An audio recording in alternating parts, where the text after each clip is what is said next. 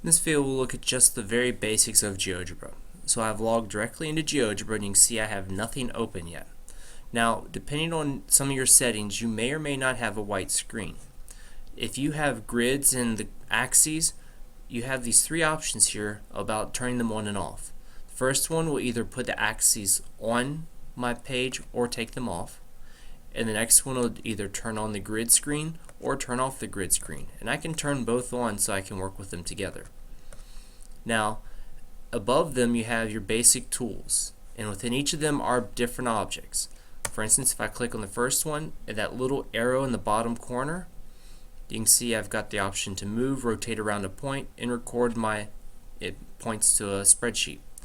Next one deals all with objects with points, lines, and then specific things I may want to do of constructions with lines, polygons, circles, and then my conics.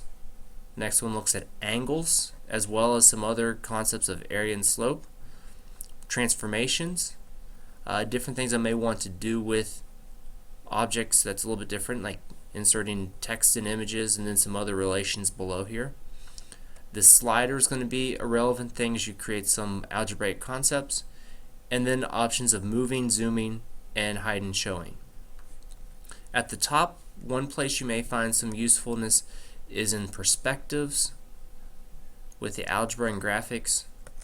As what that will do, the algebra will show what objects are free and what's dependent, and as you create anything, it'll actually give you the function equation for that as well. Within options, you've got some other descriptions and labeling and settings that may be helpful.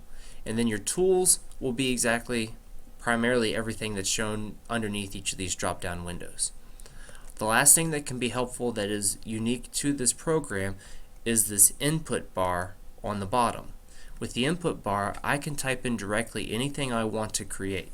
For instance, if I want to create the line y equals 2x plus 3, I would do 2 times x plus 3, and it'll create the equation. So there's a lot of power with that input once you learn some of the fundamentals of how GeoGebra works.